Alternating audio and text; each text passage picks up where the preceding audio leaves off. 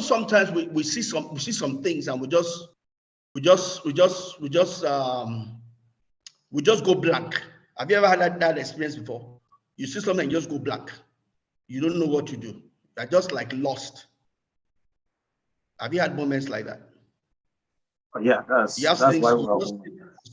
Yeah, it's you true. see some things that amaze you, and you just go static. Have you had that experience, or do you have that experience before? Maybe others can answer. For me, yes, I've had. I may not be able to Yeah, pinpoint yeah, exactly the yeah. situation, but I've All right. witnessed that. Yes, yes. Do you know what happened? What happens at that point in time is this: when the only things that will make you static, that will just blow your mind away, are things that either you don't have a reference for, or something tragic happened in relation to what you are looking at, right?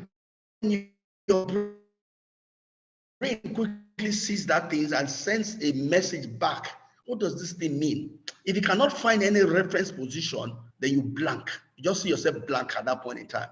That is what's taking place at that point. Your brain cannot find a reference to what it's looking at. So you just go static, right?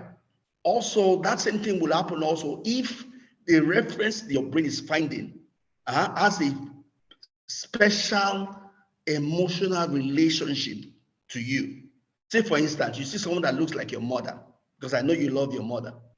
You just see someone that looks like your mother, you will go blank for a few seconds, right? Because she means so much to you. Once you see that, the message that's coming from your brain is, this is a special rush, right? But let me stop that. Just a bit of neuroscience. We can take that later on. But key thing is, that's the way the mind works. When the mind sees something it doesn't understand, it's either saying that this is so big that I need to bow down to it and submit to it, or something I need to fear, right?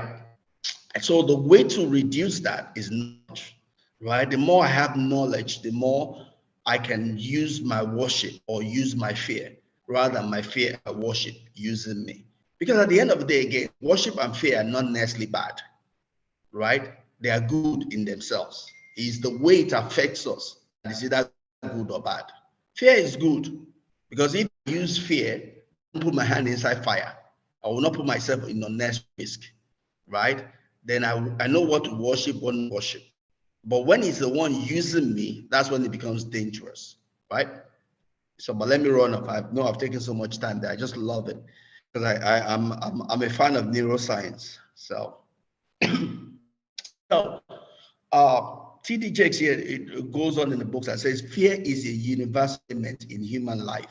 It's something we all experience, which is very true. We all experience it. The strong, the young, the mighty, the Davids, the Jonathan, the Joshuas, the Caleb. Anybody born of woman experiences fear. Fear knocks on the door of every single person.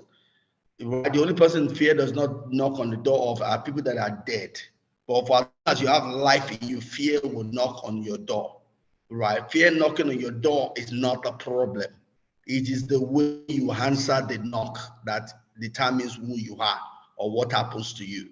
But fear knocks on the door of every single living being. Right? So it goes on to say that there's such a thing. So maybe I should tell you what slide I'm in, because I see there's a delay in it coming. But you you need me to be telling you the slide I'm in, or I should just go on? I should just flow. Chidi, do you need me to tell you the Flow, slide number I'm flow, on? Or I should flow, just sir. flow. All right, let's go. All We right. have Toba, So Anne, and Kelvin, so I don't know whether they have any. all right.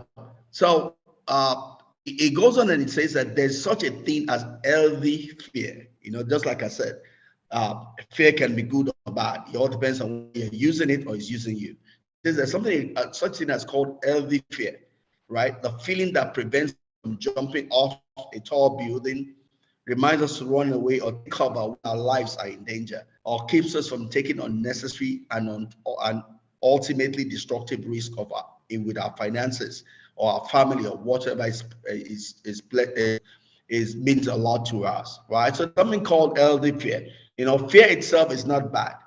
Fear is like money, fear is like power, fear is like marriage. They are neutral. The question is it ruling you or are you ruling it? That is really what determines the outcome. I can use fear, right, in such a way that it guides me. I use it, it guides me, right? But I can also allow it to master. If it masters me, then there's trouble, right? So it goes on and says that fear must never be the obstacle that blocks your development, growth, and maturity as a communicator, right? But also not just a communicator, but as right. I do understand the risk involved, right? But those risks make me to put extra precaution, but not to stop or hinder or cut what having never been done before, at least not by the individual. I'm going to let that fear control me. I want to achieve, right?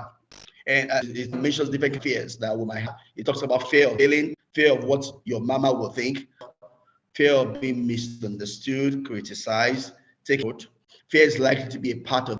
Fear is but one variable among many by those around you. It's just telling fear is one of the variables, right? That nobody will ever hear your voice, right? People typically say that fear of public speaking comes top amongst the biggest of fears they have. Next, probably to death itself. A lot of people fear public speaking. And I do understand that because I grew up as a shy person. I'm more a shy person, but I'm still an introvert. That's my personality, right? So I'm not one of those people that want to just show myself off in public, right?